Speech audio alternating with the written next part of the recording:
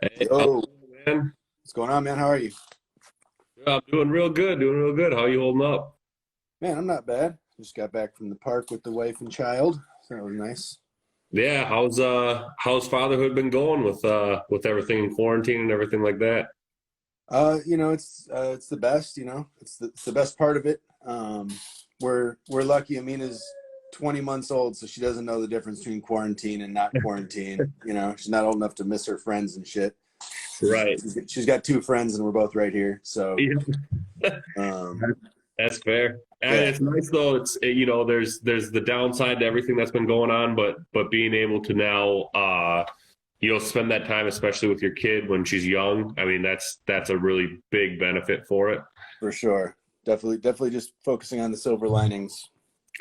Absolutely, man. So, jumping into it right away and talking kind of about your childhood, you grew up in the same state I grew up. So, I'm from just outside of Green Bay, Okay. and I know you grew up in Madison. So, what kind of impact did your childhood have on where you've come to now, and kind of what's the biggest difference between living in Wisconsin and all the places that you've been to and seen? Um, I mean, the biggest difference is how much whiter Madison is than every other place I've lived. That's the big one.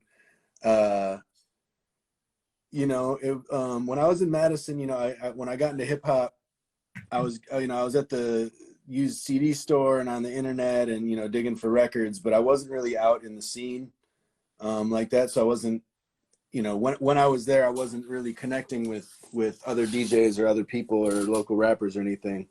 Um, which is due to my ignorance of not knowing, where they were at and me being 16 and whatever.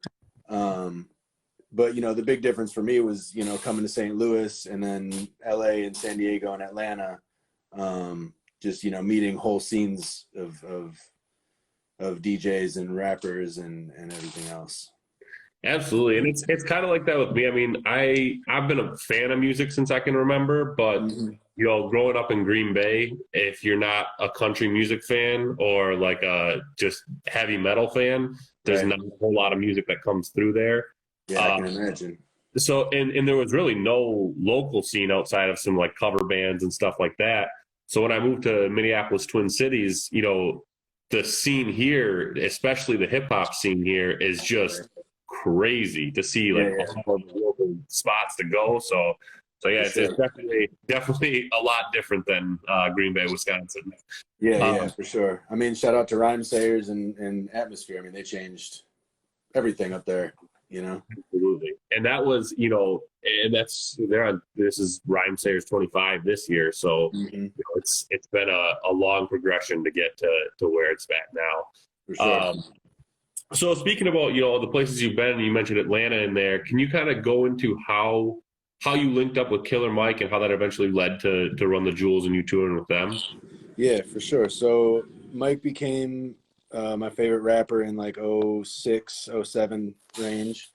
And he did an interview where he basically put his phone number at the end of it. But I didn't really think it'd be his phone number. I thought it was just, some sort of fan line or something. And I was curious, so I called it. And it ended up being his personal cell phone, and he answered it, which was like, what the fuck?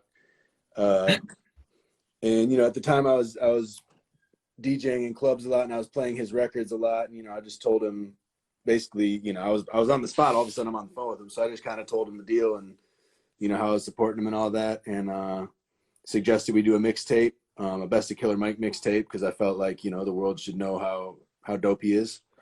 Um, and he agreed to it, just like that, which is pretty amazing. And from there we did a couple shows here and there when we were in the same city, and I ended up moving to Atlanta to DJ for him, full time in 2011. We were in LA at the time. Okay, nice. Yeah, it's crazy how certain things like that. I mean, I've had opportunities that have come up here, where it's just either it was like for me, I had a big miscommunication where I was emailing back and forth with a PR company, and I was just trying to do some promotional stuff for them, and they threw me into a photo shoot with Tech Nine, and I was Okay. I was like, oh man, yeah. I'm like, I'll take it. Like Right. I'm not bad about it. So it's crazy how like just being in the right spot, right time. Sometimes just it works out really well. That's what it's about, man. People ask me, oh, how could I get a job DJing for a rapper like that? And it's not something you can like apply for or really even like directly seek out most of the time. It's just, yeah, like you said, be in the right place at the right time. And, you accomplish that by being in a lot of places all the time. And that's the thing is I was, especially at that point when I was younger, I was very active and I was always doing something, always had my hands in something, was always out somewhere meeting people or connecting. So, I had a lot of rolls of the dice to where, it was more likely that lightning would strike me than it would have otherwise. And then I didn't fuck it up. That's my big secret. Don't fuck it up. Right, right. When you get that chance, go with it. Yeah. Yeah. So, what's then? So I know you guys, you were planning this tour with Rage Against the Machine. Mm-hmm. There's some other tours in the past. So what's one of the craziest tours between like Lord and now the Rage one? I think you guys did a show with Bishop Briggs here in the Twin Cities. So what's kind of like one of the craziest collaborations that you'd ever thought like this is nuts? Yeah. I mean, the Rage one was definitely going to be, one of, if not the biggest. We did Glasgow with opening up for Eminem. It was just Danny Brown, then us, then M, which was wild. That was like 30,000 people. The summer Outcast came back, and did the 25 year, whatever, 25 year thing, whatever it was, 20 year. We did like 7 different festivals with them, which wasn't us, directly opening for them, but just getting to do that many shows with Outkast and watch that many out, just getting to watch those shows, sometimes from the side of the stage, sometimes from backstage was, that was nuts. But yeah, this Rage thing was going to be crazy. I was at the Rage Wu-Tang show in '98 in Chicago. So, Oh yeah. 22 years later, getting to tour with them was going to be pretty wild. We opened for Wu-Tang as well. We did Wu-Tang, Salt Lake City. We opened for them. Well, I mean, the ones that showed up anyway. and that's crazy. It's iconic, and that's I've some of the guys like Wu-Tang. I remember the first time I saw them, it was like just 3 or 4 of them, whoever showed up that day. Yeah. And then seeing them all reunite at Soundset was cool. And then they just did the X Games here last year. Like it's iconic when you see everybody out on stage together, and it's nuts. So let's just jump into the quarantine questions. So this is what our whole thing is about. We just wanted to kind of catch up with some of the artists that we love and just kind of talk a little bit about what life has been like in the quarantine. So the first question I have for you, you are living with obviously your wife and your daughter, but the more we're alone with ourselves or even with another person, you tend to catch yourself doing a lot of weird stuff. Like I make a lot of weird faces and I'll like catch myself at points and be like, what am I doing? So what's like one thing you caught yourself doing during all this that you just thought like, man, I've been alone too long? I don't think there's anything I have caught myself. I mean, around the house, I'm pretty weird to begin with. I do a lot to entertain myself and to entertain Camille and Amina. Mostly to entertain myself and hope it entertains them or at least doesn't annoy them too much. So I can't say there's anything I've caught myself doing. I mean, I make up stupid songs all the time, and I'm Sure. I think we lost you for a second here.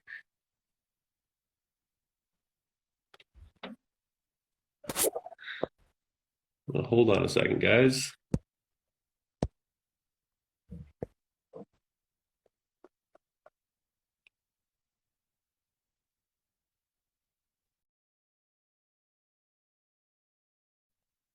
All right, we're gonna see if we can get Track back in here.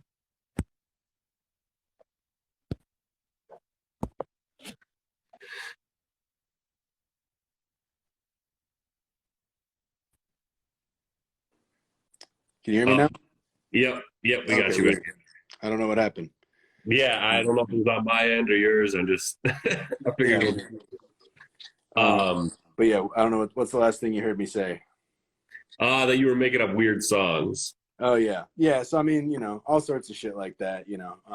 I can't really think anything in particular because I spend so much of the last 8-9 years on the road that when I come home, I just want to be in the house anyway. I don't like I don't really like going out too much, and yeah, I just like hanging out with Camille and Amina and definitely act stupid and do all sorts of dumb, entertaining shit all day long. So it's hard to pinpoint just one.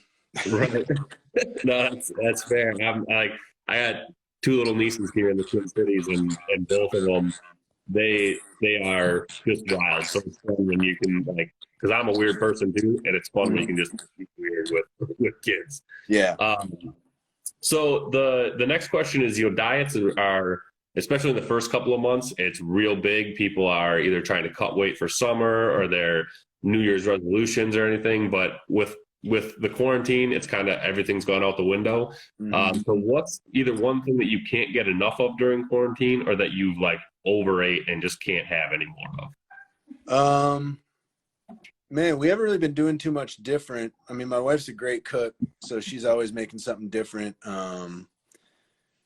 We've been on. There's this place called Need Bakehouse around the corner, and they do a lot of donuts and stuff, but they also do give you like a pizza kit, so you'll get the dough and the sauce and all that, and then I'll just add whatever toppings I want. But we've been doing those once a week or so. That's been a highlight.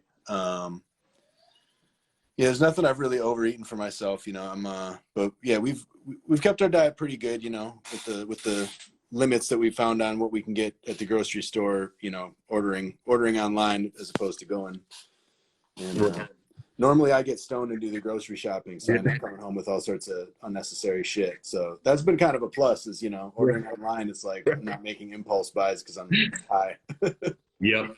Yeah. Going to the grocery store hungry is it's a nightmare. You can definitely get into some problems. Yeah. So, the third question. So we've seen the live music industry just come to a screeching halt during all of it. But it doesn't stop artists and creatives from still putting their music out there, from still getting their live shows out. So what's something that you've thought or like seen or have done yourself that you thought like, damn, that's pretty crazy, like the direction we're headed with things, or that's pretty crazy that somebody thought this concept up? I mean, there's so many dope DJs doing like amazing live stream sets. I haven't done one yet. I keep talking about it. I'm probably going to do one soon, but I also said that like 3 weeks ago. So who the fuck knows? But I mean, a lot of people have been killing it. Z-Trip's been doing some amazing stuff. Mike 2600, Four Color Zach was amazing. Last night I was watching his. And they're doing the IG live stuff is great, but the Twitch stuff where they've got graphics going on and like Mike 2600's got a border where he's got little messages, and he's even at the bottom saying follow these other DJs,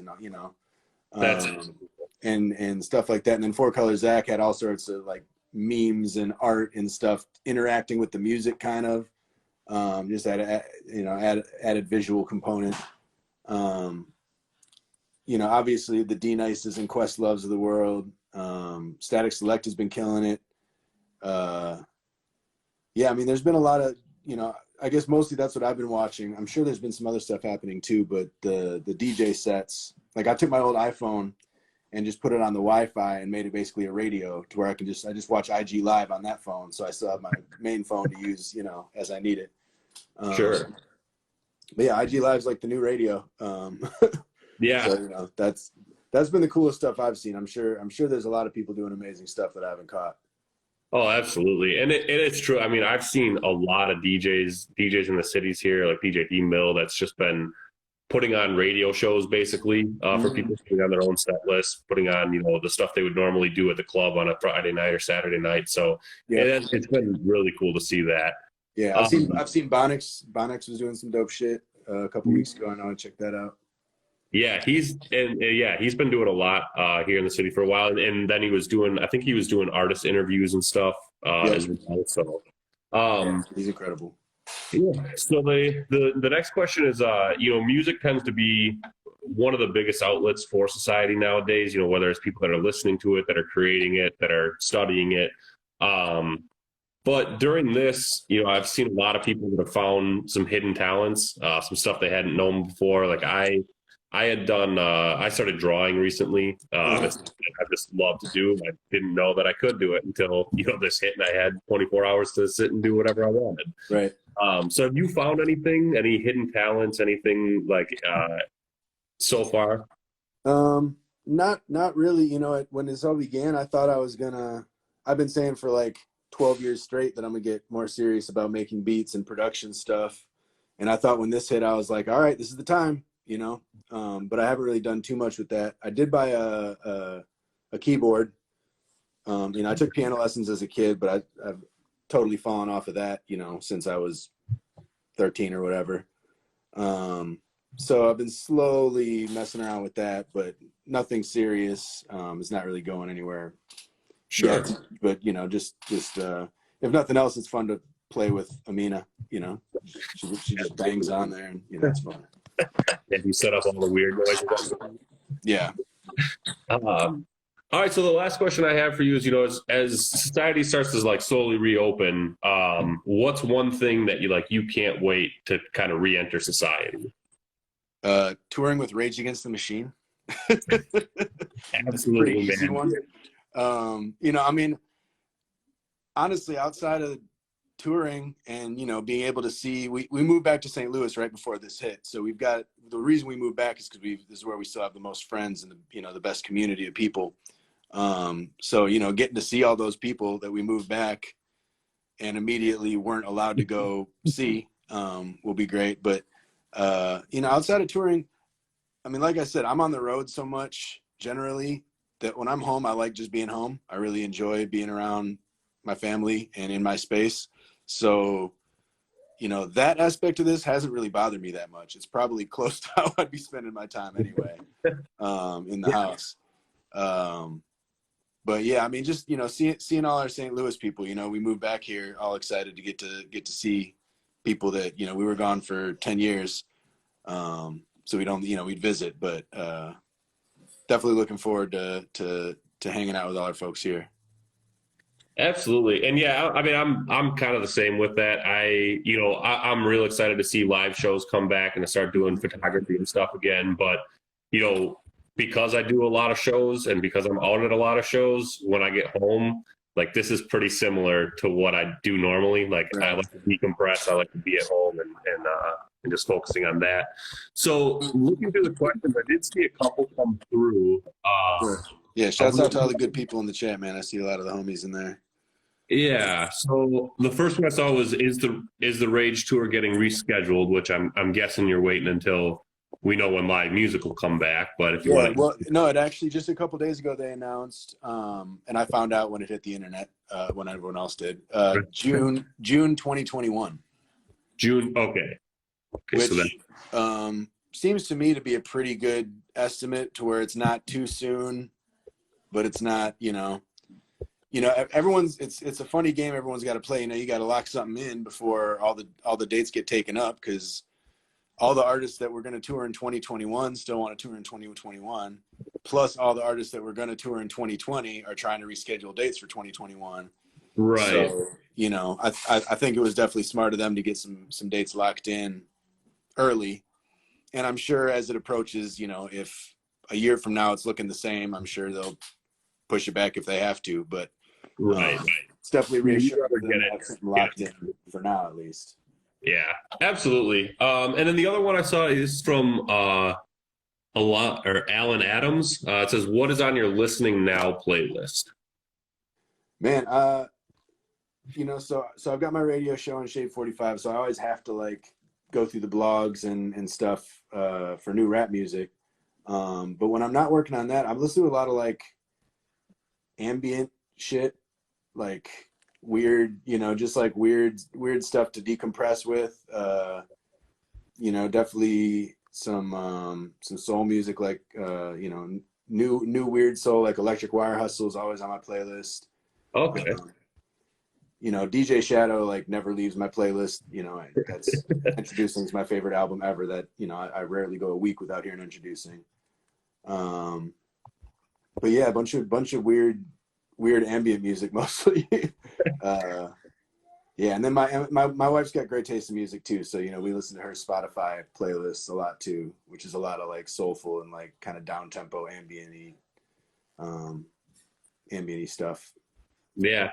Yeah. No, I definitely get in mood swings. Like, you know, hip hop's something that I always have a plethora of. But, you know, I'll dive into, I mean, I grew up on heavy metal. Like I said, in Green Bay, it was country or heavy metal, and country just never stuck with me. So there's a lot of metal still there, but folk music is something that I just love. Like folk and bluegrass is something that hits my playlist all the time. Okay. So the last thing I really want to do here is just kind of open it up to you, let let everybody know what you got coming up, any plans that you have, any merch, any new music or anything like that.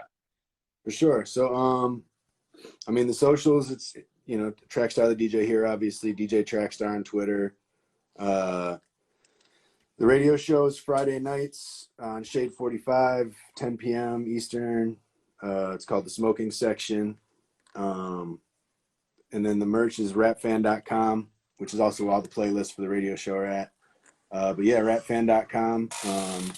Haven't dropped anything new on there lately. It's been kind of weird selling stuff during global everything. But I'm going to get back on that and get some new designs out there and stuff because, you know, if this is the new normal, you know, I do have a 20-month-old daughter and she needs diapers, so I got to sell some shit. Absolutely, man. I mean, and it's funny because we go to, I mean, Fifth Element just closed down here. I mean, they were planning. I know. But they had plenty of rap fan stuff there, and it was always like, man. I mean, I had nieces and nephews, and you know, they sold everything from the small to the big. So that's awesome. Yeah, no, it was. Yeah, I was so excited when I was able to get stuff in Fifth Element. That meant a lot to me. You know, being from Wisconsin, you know, I was right at Atmosphere shows when there was like 20 people there. So, right.